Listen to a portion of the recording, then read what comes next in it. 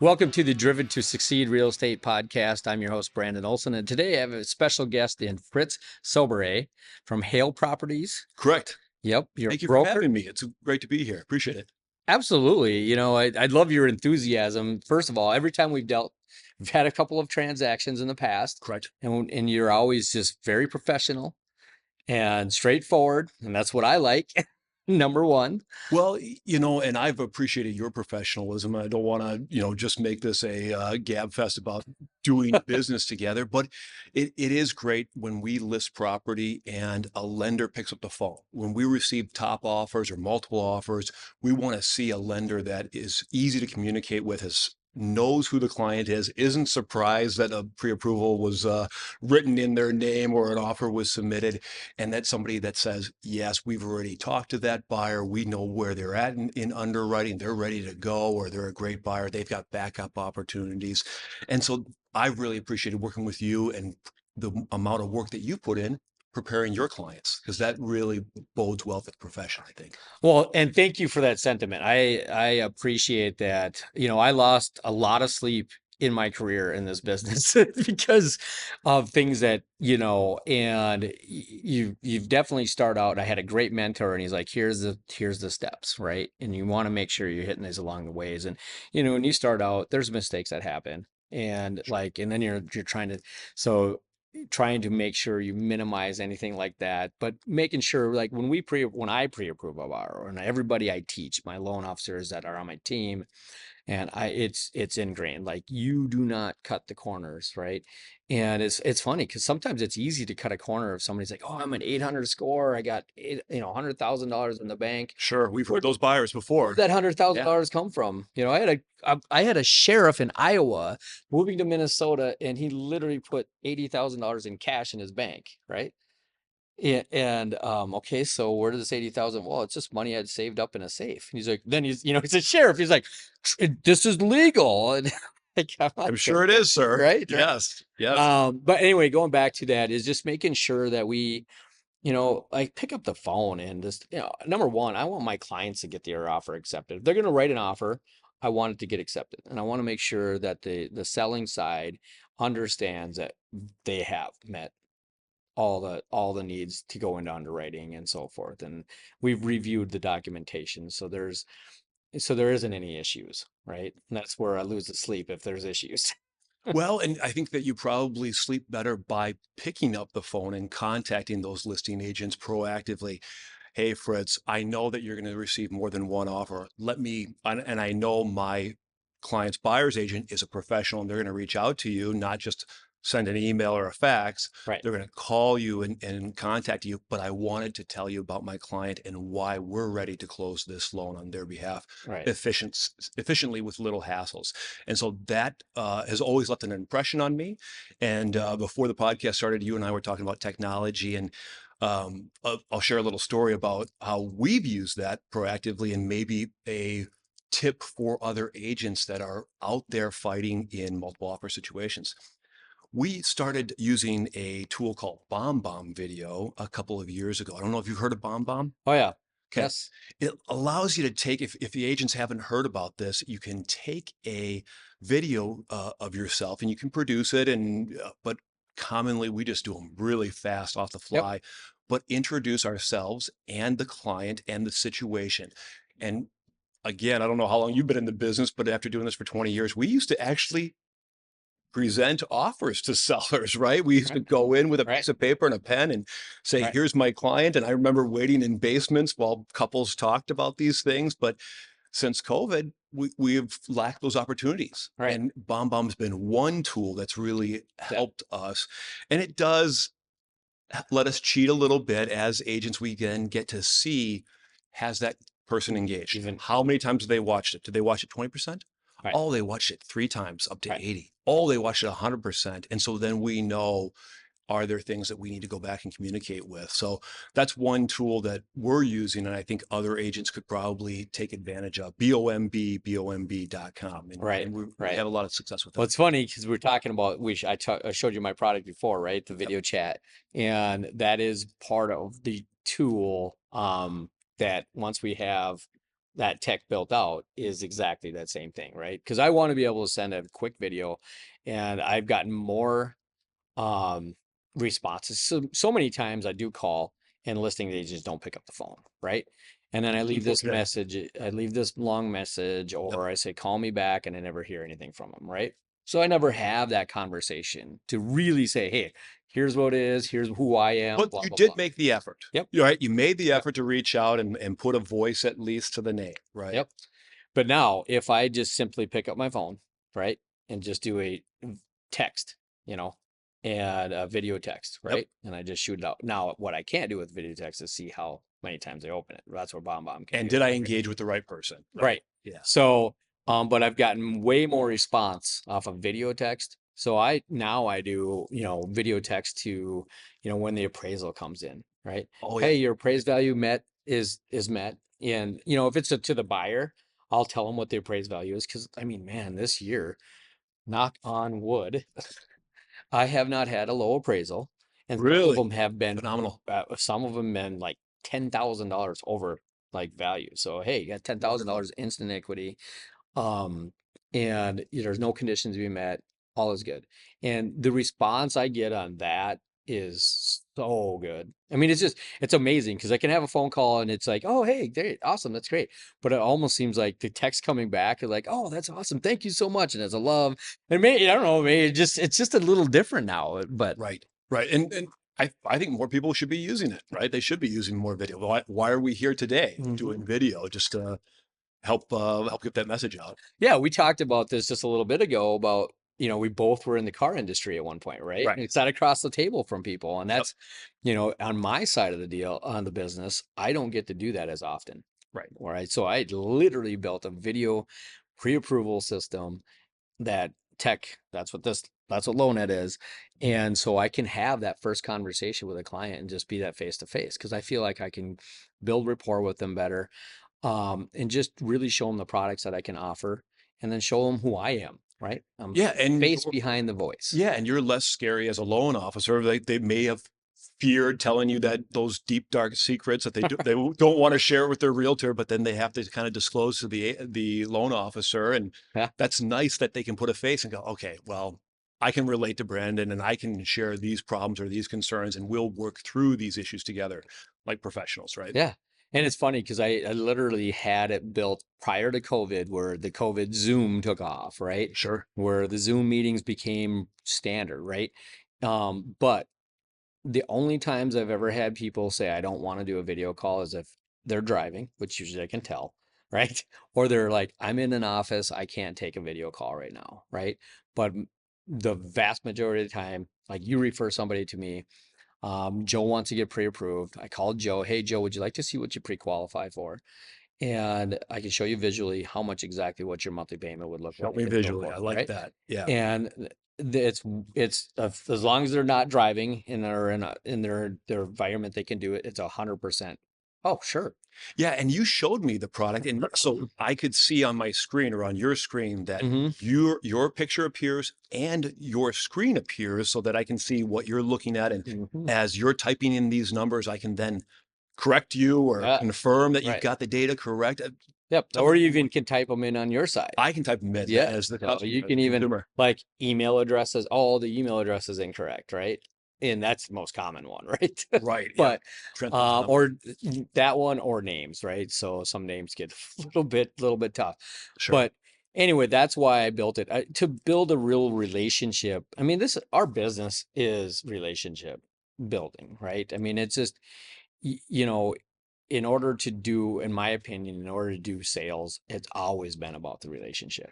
And the easier and faster you can build that relationship with a client is the more successful closing ratio you're going to have, right? Right. And I think that another component of that in real estate and in finance, obviously, it is relationship based, but you do still have to have a minimum ethical standard of competency, right? If you are not competent, that's the most unethical thing that you can do. And it's difficult for us to communicate competency through an email, Hmm. but we can do that better in person, as you mentioned, or occasionally over video, Yep. right? When we Yep. can use that to improve it. Yep. And I think that that tool that you're building will help other loan officers and maybe even agents instill more confidence in their buyers and perhaps even sellers, right? That have seen, oh, I know how Brandon pre-qualifies his buyers. He's got this down. He's communicating. They're not hiding things on the deal. And I think that that's going to be a real game changer. Communication has always been my goal, my key to, I mean, life. I mean, like if you don't, your significant other, your spouse, your whatever, right? Kids, family, everything, right?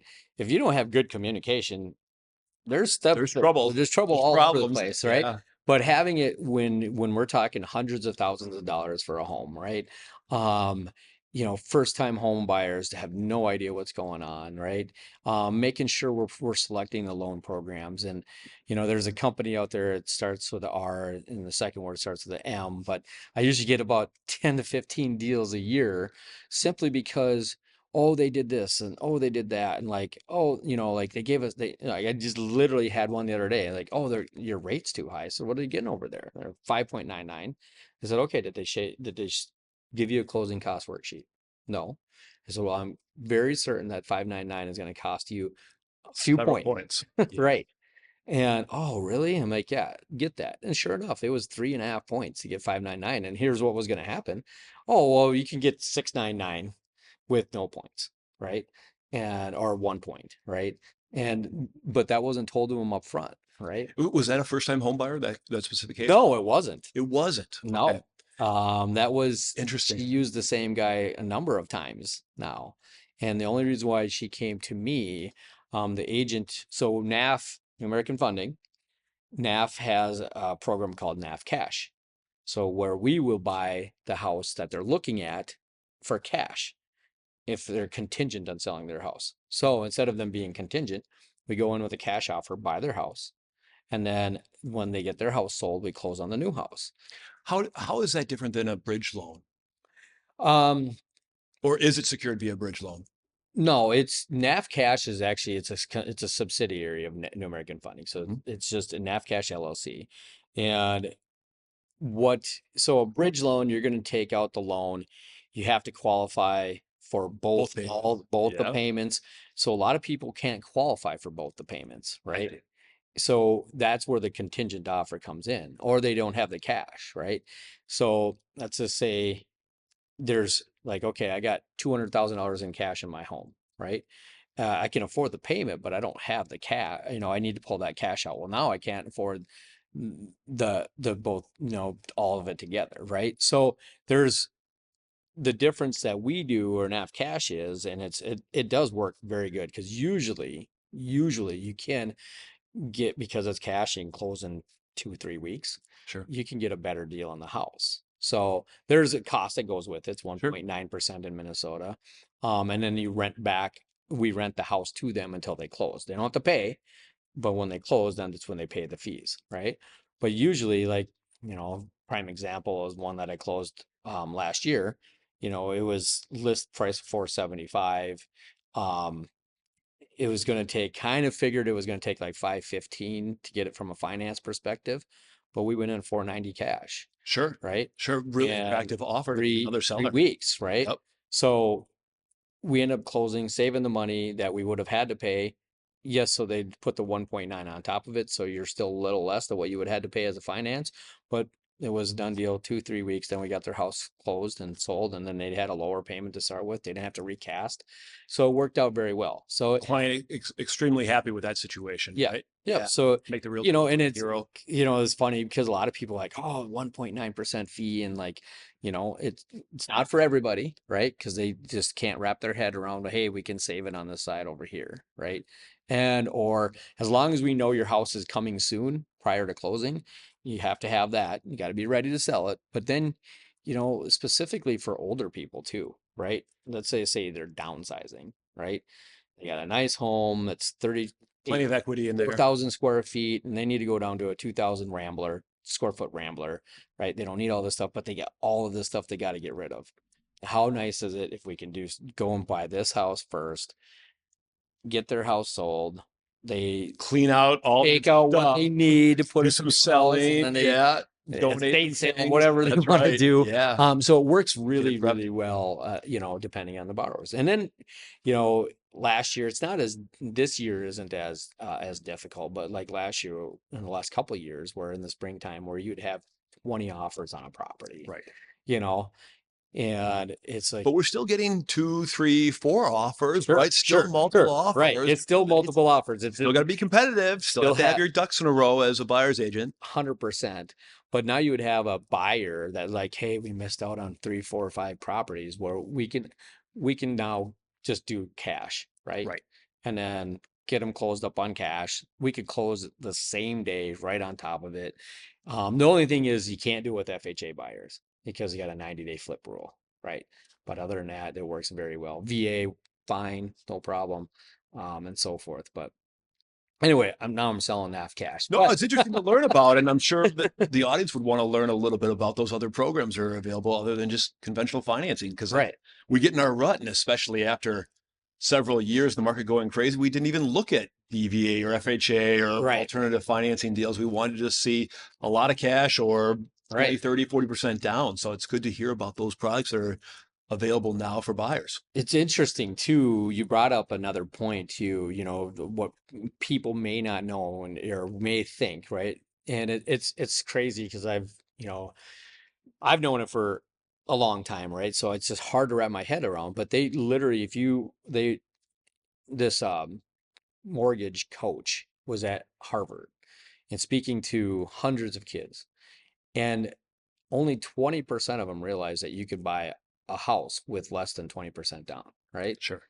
Sure. So the myth of having to have 20% down is still a very big myth that's out there, Well, and right? the other myth is that you'll never get ahead or never be able to, pay off a loan if you're at 7, 8, 9%. Right. And again, I bought my first house 20 years ago. The rate was 6, 7%, Right. right? And that was normal, right? And rate normalization has come into effect, right? I mean, we've been at these sustained rates now for more than a year. We've seen some buyers, that were on the sidelines come back onto the market, looking at properties again. And it's going to be a strong seller's market again this year as we enter summer, right? Yeah. Because of that rate normalization, and people realize, well, I'm going to have to move. I'm going to have to make a move, and I'm not going to delay my dreams anymore or delay my equity building or finding the right deal. So I'm sure you're seeing that with your buyers as well, right? Yeah. The biggest thing that we've seen in the last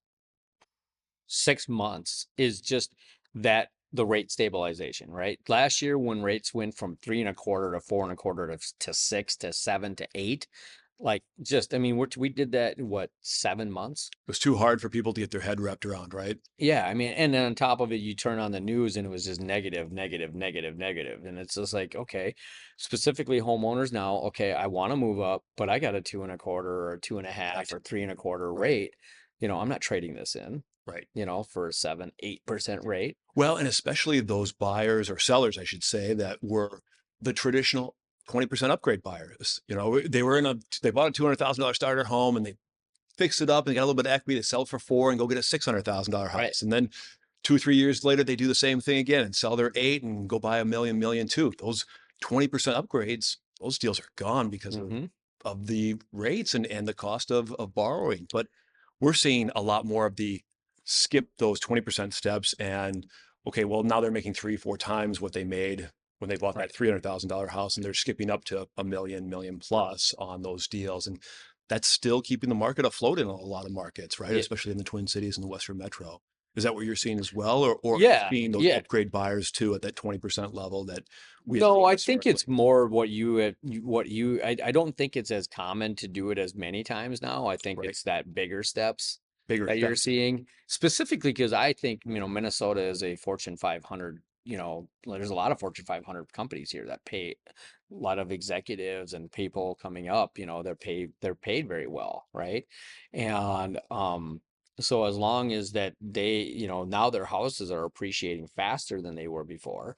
So now you're seeing that where, hey, we can jump to this other level, or you are skipping that 20%, right? So I've seen more of that recently than I did, say 5 years ago. Right. And just since COVID, I think is where it really did kick. And we saw some of that due to COVID of, all right, well, I'm not staying in 2,500 square feet anymore. If I get a family of five, I'm going to 7,000 square feet of Right. acreage, and I just want to make this happen Right. because I can't travel, right? And I Right. still think that you'll continue to see that as people struggle with travel and, COVID restrictions or whatever will happen, right? But they Right. want to make those homestead things come true, right? I do think land is such a premium now, and I think I personally I have some land that's in central Minnesota, and it's so nice to get away, get up there.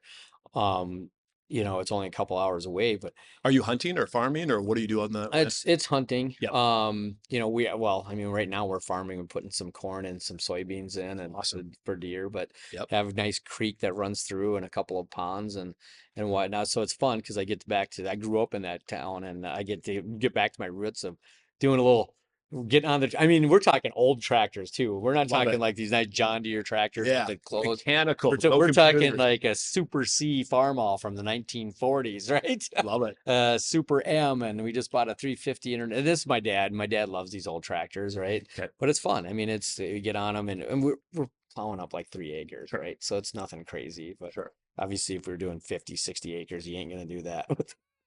But he's still active and he's still using his hands to build something and create something and Well, grow something. And that's still powerful. yeah, I think there's a big trend towards people homesteading. Actually, this crazy story. I have this absolutely crazy uncle. He's an absolute dream. He's down in Florida. And he calls me before Christmas and he says, "Hey, what are we getting the girls? I have triplet girls that are 6 now." He says, "What are we getting the girls for Christmas?" I said, "I don't know, Ron. What are we doing?" He goes, "I'm going to send them chickens." I said, "Oh, please do not send me chickens, Ron." So he sent them a chicken coop for Christmas and then called me before Memorial Day and says, "Hey, are we going to put together that chicken coop?" And my wife, Maggie, God bless her, she goes, "We're not doing chickens, Ron. We live in Minnetonka. We got a half-acre lot. We're not doing this." So he drives all the way up from Florida. We assembled the chicken coop, and then you can't disappoint three right, girls and right. not get chickens for your built chicken coop. So now we have three egg-laying hens in the backyard, and Hey, you got fresh eggs? we have fresh eggs, but we're learning the homesteading tips and tricks, right? Our Instagram feeds have changed from real estate and finance and fitness. Now we get, how to raise goats and chickens. It's all Oh, it's just a mess. But hilarious. but it's fun to hear because I Right. think that there is a large demographic. I'm actually meeting with a client tomorrow.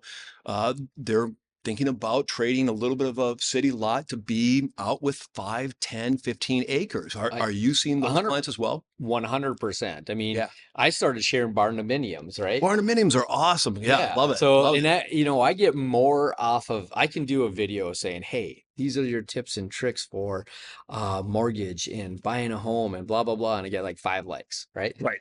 If I put on a barn dominium, I get like 100 likes. That's, like, hey, look at this cool, Because people but want to share that. They want to see that. yeah, Yeah. but Trendy. I personally think the world has changed.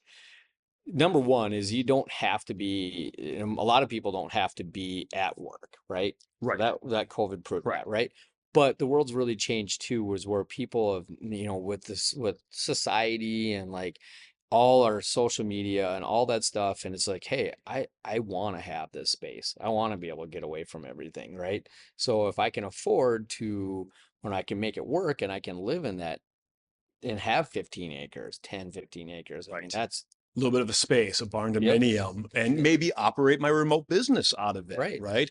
And are you talking about, I know we talked a little bit about commercial real estate transactions in the past. Are you seeing your small business owners also go out to that concept of, well, I'm remote, I'm going to buy some acreage, I'm going to build an office or barn dominium to house this stable of business and things. Are you talking with your clients about that as well?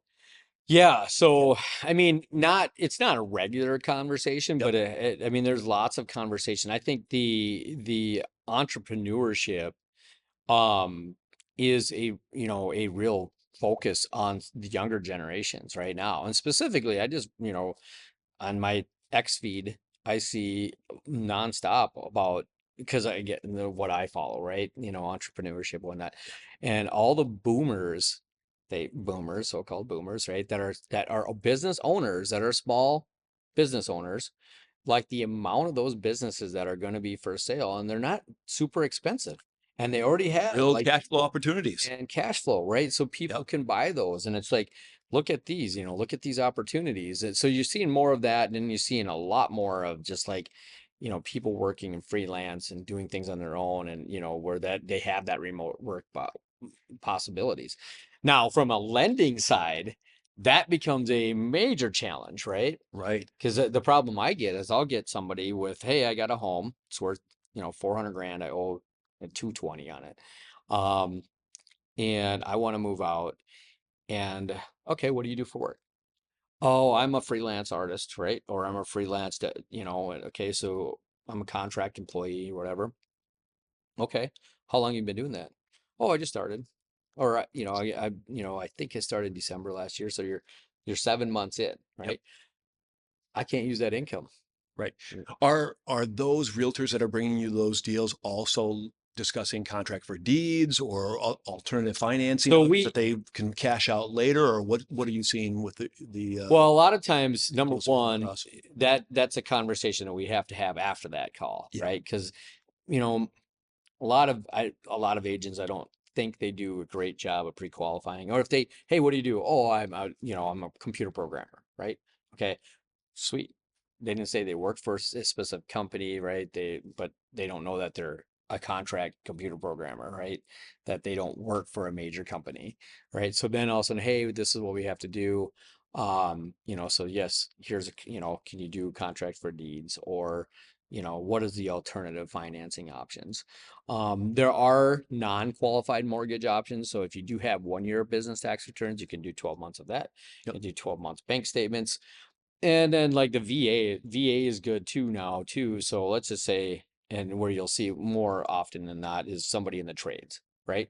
So a carpenter that also went to become a general contractor or a handyman even, right? But now they're doing the same line of work, and they have to be 1 year on the job on that, and Right. now we can qualify them that 1 year income. Yeah. You have to have that 1 year.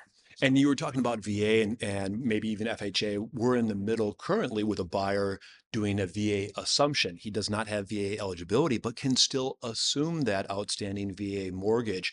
I know you probably don't get into assumptions much, but that's another thing that realtors should be looking for.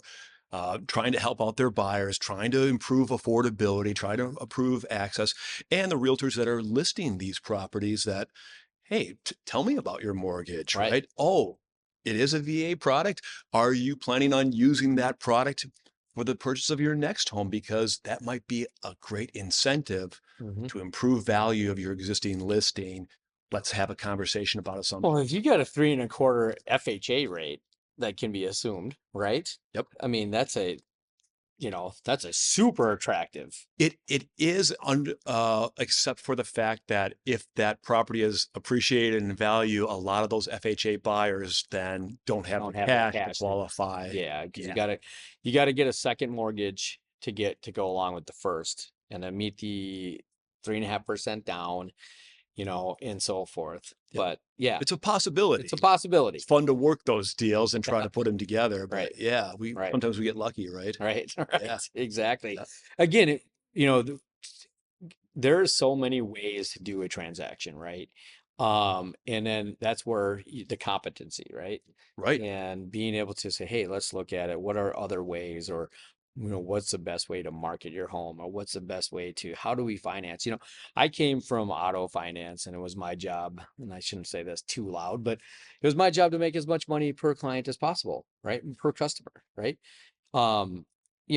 Within rules. I mean, there's rules to it, but Right. that's what my job was, right? So, and you're selling all these ancillary products, and like now I'm in finance. Now it's the best. Like I don't get paid any different if a FHA or VA or conventional, right? And I can't mark up rates. So I get paid the same regardless. It's my job to find the best loan product. And that's where I really, really, I mean, changing from auto finance to mortgage, it just my psyche on everything just Well, really you just changed. feel better that you're actually helping people rather than taking advantage of them, perhaps, or you have that guilt over your head, even if you are helping people acquire what they need, right? Yeah, I never felt like I was taking advantage of people, but it was just like sometimes you just know you got to present these offers to people. And like this person has a history of trading their car every 3 years, but I'm selling them a 7-year warranty on it, right? So it just, oh yeah. And then, it's a lot of those people like, oh yeah, I'll take it. I'm I like, need okay, that. right? At the Yeah. same time. And, and I think that that also begs the question, when you're in this new role as a loan officer, are clients asking you, well, are rates going to come down? Should I pay the points now to lock in a lower rate for that 30 years? Or am I going to be back in your office in 6 to 18 months refinancing this deal anyway? Are you getting a lot of those types of questions right now, Brandon? Or So I always bring it up because okay, the reason why I do is like, I want to know what your goals are. And then I want to tailor those goals to what the finance and, you know, and, you know, we don't hold a crystal ball. We don't hold one of these knowing exactly what's we'd going to like happen, to, right? right? We'd like to grasp that. Right. Yeah. And know what's going to happen over the next 18 to 36 months, right? Now, there's a very strong possibility that the rate cuts are going to happen in 2025. That I sat through yesterday an hour with MBS Live, Matt Grohm, and we looked at all of the trends and the period going back to the 70s, and where recession looks like it's heading to, and it's going to be a soft one, but we've stabilized. Where's inflation? Where's the PCE? Where's the CPI? Where's that all going to? And you know, yeah, you're paying a lot more for this water bottle today than you did 4 years ago, but you're not paying that much more for it today than you did 1 year ago, right? So Correct. now they can look at, um, you know, starting to cut rates, right? And a recession is good for the mortgage and the real estate industry because when a recession happens, that means prices come down or rates come down on mortgages, and that helps. And that's the first industry that really takes off to kick the economy back the right way. So looking at all that and looking at what the next 24 months is likely to be is, why going back to your question is okay, let's go back to that 5.99 mortgage at that company, right? And okay, it's going to cost 300,000, cost 9 grand, to get down to that 599, right? Well, what if rates hit 5.75 in 24 months, right? That 599 versus 699, maybe it was $500 a month cheaper on depending on the loan size, what, $400 a month cheaper. Well, it's going to take you how many years to make that $9,000 back, Right. right? Well, all of a sudden, 18 months from now, you're at six and a quarter, 5.75, when it might potentially go to five and a quarter, right? So you got to have those conversations, right? And then I always ask, like, I always put myself in their shoes, right? Or I go and say, hey, I have the stomach to float my lock until a couple weeks before closing because I'm looking at economic. That's me, and if it goes a quarter point up, that means I lost. That's me. Most people don't have that. Where are you at? Would you rather lock today? Here's what your rate, here's your costs, here's so forth. Is this payment? Is this what you want? We have some indicators coming out. I don't trust them all the time. Like they've been wrong for the last 2 years, like almost 90% of the time. Right. Lately in the last couple of months, I think they've done a lot better job at it. And we're hitting the numbers and hitting the strides. So it's just having that conversation. Some people like, I don't want to spend any points because we're going to refinance in a year, right? Because they've done their bad, Which done their seems like a measured decision, right? They right, thought that through. That's a right. And that's reasonable very choice. few that they are more, you can tell they're the more analytical, they're watching the markets, Sure. maybe they're investing in different places, and so they're listening to different people and what they're talking. So Um, but vast majority of people don't, and they don't have the time to spend on it, or they don't understand it, you know. So that's where, you know, I am in it every day, and I'm watching the bond market, seeing what we're doing, looking at, hey, we got like the jobs reports coming out this week, these different things, hey, the job should be this, right? I hate the jobs report because I think that's the biggest line of, you know, whatever you want to call it, BS that there Manufacturing is, right? data. So it's funny because, you know, a lot of people don't realize how they get that manufacturer data, right? So, you know, they can look at the job report and manufacture big companies will put down like hires and fires, right? So they know who's growing, who's not growing, right? Who's on, you know, where their numbers are there.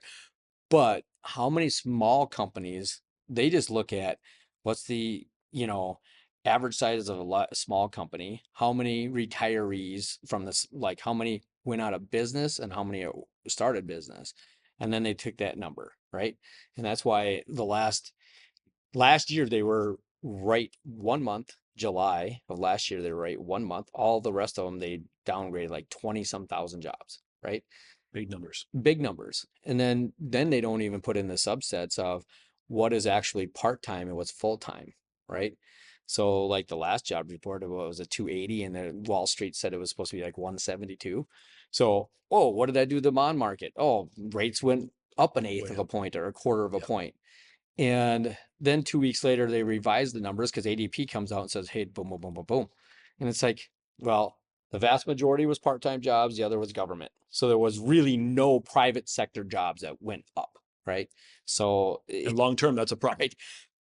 But what just happened is you just lost a quarter of a point in rates. Now you Right. got to recover from it. Right. So then now that new number comes out and now that comes back down. So that was a long-winded explanation of, you We'll know, cut all that out. We'll trim that out. No problem. It's right, just like, right.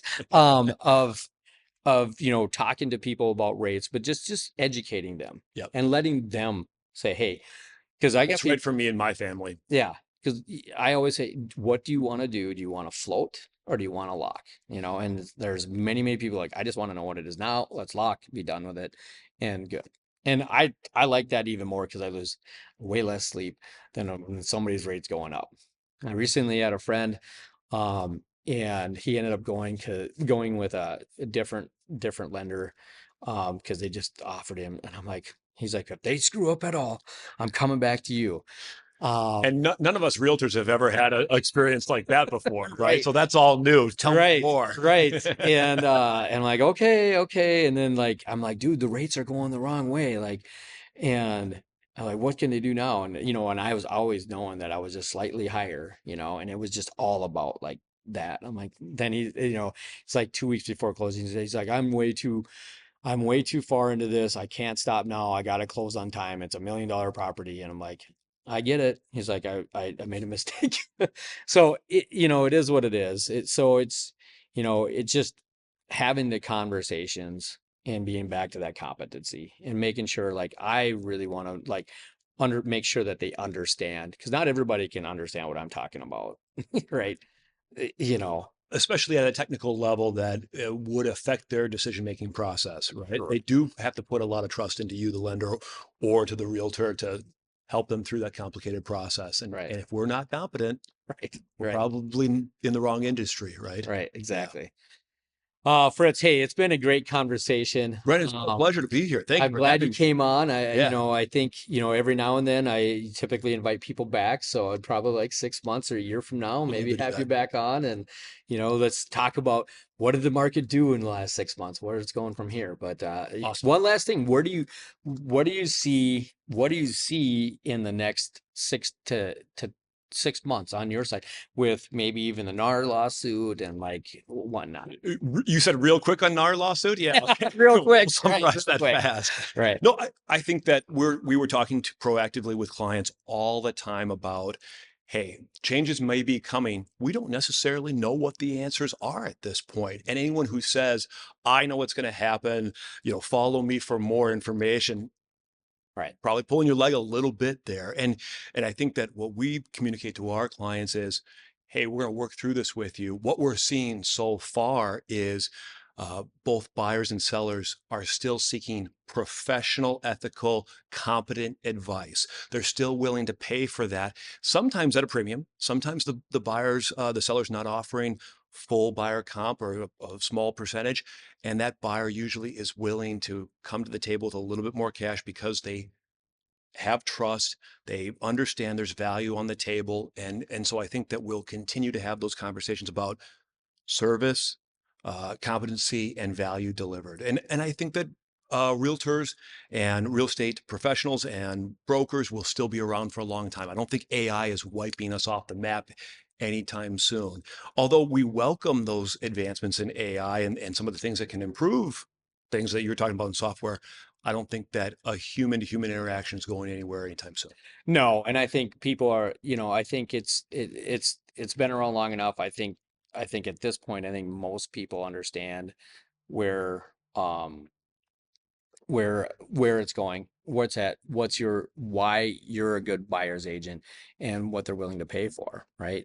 And I think for the most part, it it's going to naturally work itself out. I don't think it's a big like killer of the industry or killer of taking out a lot of agents or anything like And as a listing agent, we're still advising sellers, hey, we still need to attract top quality buyers, and those are represented by that. top Right. quality agents that need Yep. to get paid out. So Right. Well, Fritz, thank you for coming on the show. thank you As for I having mean, me. you're a wealth of knowledge. I love it. It's fun conversation. I hope people liked it as well. Please like and subscribe. And if you have questions for Fritz, please reach out to him. We'll have all the contact information below and so forth. But Thank you. again, We'd love to help you. Fritz Soberay, Brandon, pleasure. Hale Thank you. Properties, thank you very much. Please like and subscribe. Thank you all.